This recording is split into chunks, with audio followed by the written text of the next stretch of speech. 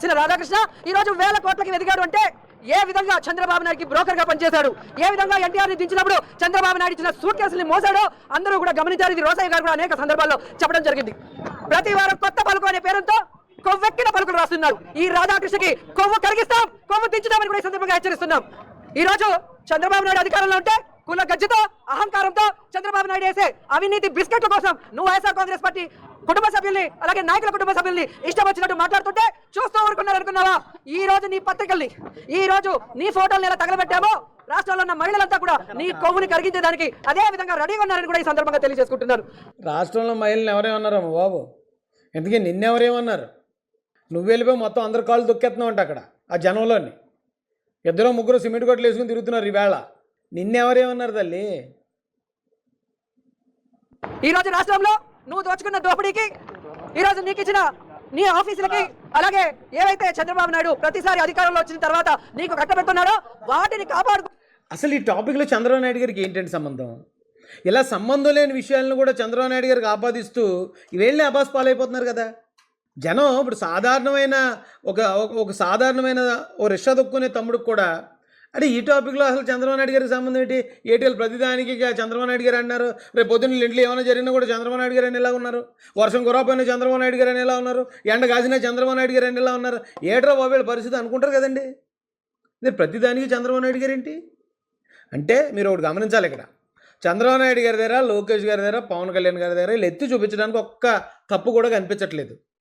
కాబట్టి ఎక్కడెక్కడో ఉన్న పాయింట్లన్నీ తీసుకొచ్చి ఆ పాయింట్లను సాగుగా చూపించి చంద్రబాబు నాయుడు గారిని తిట్టడానికి ముందుకు వస్తున్నారు. అంతే కదండి దాని అర్థం. కోసమే చంద్రబాబు నాయుడు రాసిచ్చే రాతలు రాయటం, చంద్రబాబు నాయుడు రాసిచ్చే చంద్రబాబు నాయుడు గారు రాసిస్తున్నారటండి. ఇంతకన్నా నిస్సిగ్గా మాట్లాడే మాటలు ఉంటాయండి? చంద్రబాబు నాయుడు గారు ఏవైనా రాధాకృష్ణ గారికి స్క్రిప్ట్ రాసిస్తే ఆ కింద ఆయన పేరు, ఆయన సంతకం పెట్టేసి ఆయన తొలిపలుకని చదివిస్తున్నాడా? ఏమో మాట్లాడుతున్నామంటే కొంచెం ఇప్పుడు అబద్ధాలు చెప్పండి, తప్పలేదు. కనీసం అది ఏమన్నా నిజం అంటామని అనుమానం వచ్చే అబద్ధాలు చెప్పండి అమ్మా.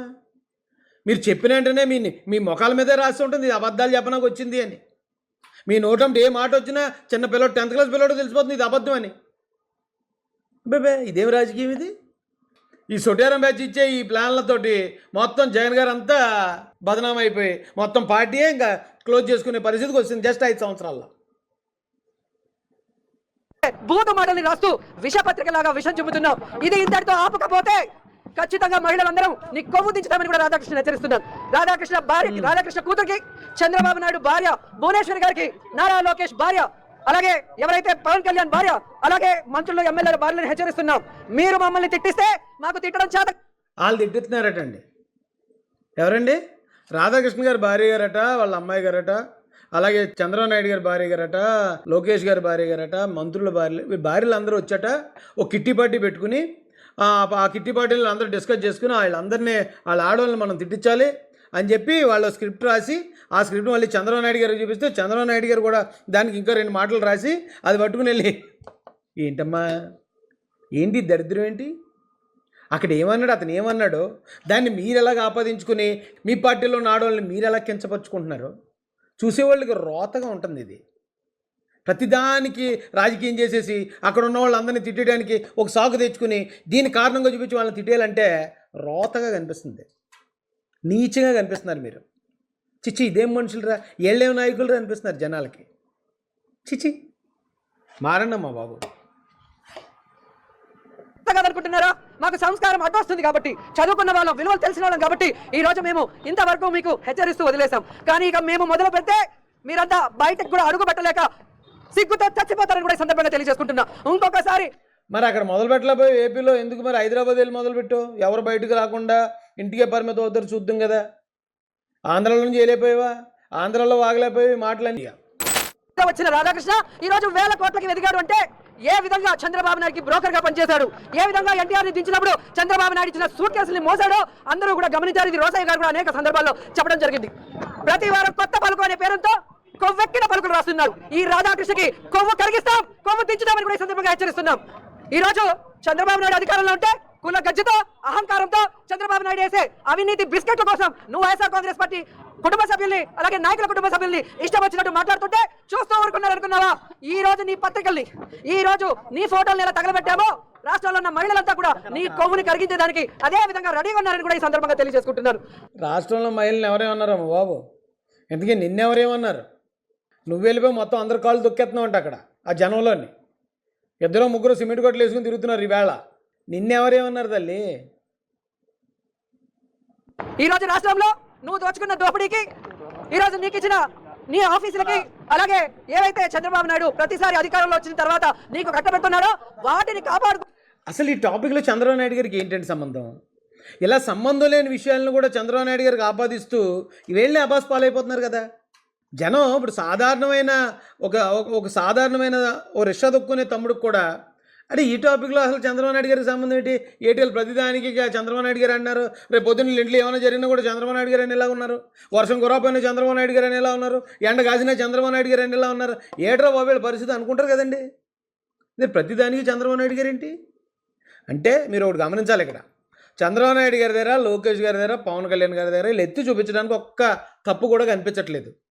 కాబట్టి ఎక్కడెక్కడో ఉన్న పాయింట్లన్నీ తీసుకొచ్చి ఆ పాయింట్లను సాగుగా చూపించి చంద్రబాబు నాయుడు గారిని తిట్టడానికి ముందుకొస్తున్నారు. అంతే కదండి దాని అర్థం. కోసమే చంద్రబాబు నాయుడు రాసిచ్చే రాతలు రాయటం, చంద్రబాబు నాయుడు రాసిచ్చే చంద్రబాబు నాయుడు గారు రాసిస్తున్నారటండి. ఇంతకన్నా నిస్సిగ్గా మాట్లాడే మాటలు ఉంటాయండి?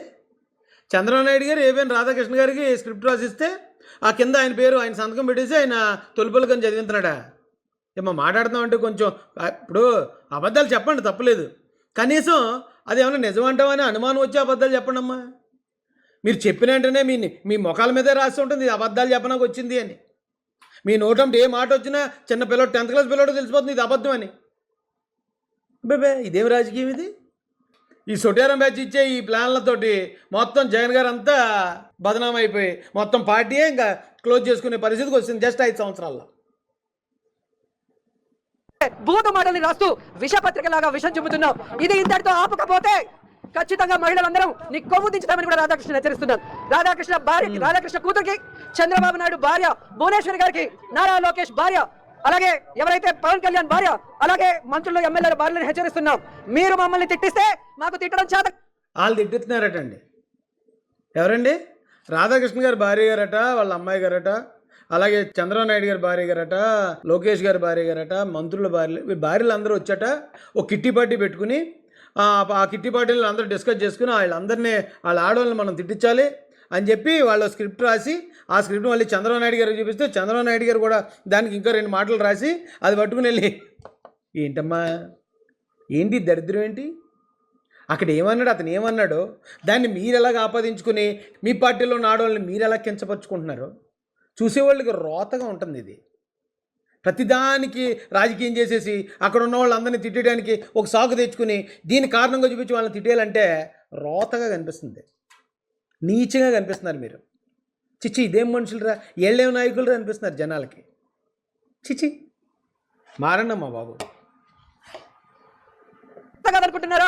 మాకు సంస్కారం అడ్డొస్తుంది కాబట్టి, చదువుకున్న వాళ్ళం, విలువలు తెలిసిన వాళ్ళం కాబట్టి ఈ రోజు మేము ఇంతవరకు మీకు హెచ్చరిస్తూ వదిలేసాం. కానీ ఇక మేము మొదలు పెడితే మీరంతా బయటకు కూడా అడుగు పెట్టలేక సిగ్గుతో చచ్చిపోతారని కూడా సందర్భంగా తెలియజేసుకుంటున్నా. ఇంకొకసారి మరి అక్కడ మొదలు పెట్టలేకపోయి ఏపీలో ఎందుకు మరి హైదరాబాద్ వెళ్ళి మొదలుపెట్టు? ఎవరు బయటకు రాకుండా ఇంటికే పరిమితం అవుతారు చూద్దాం కదా.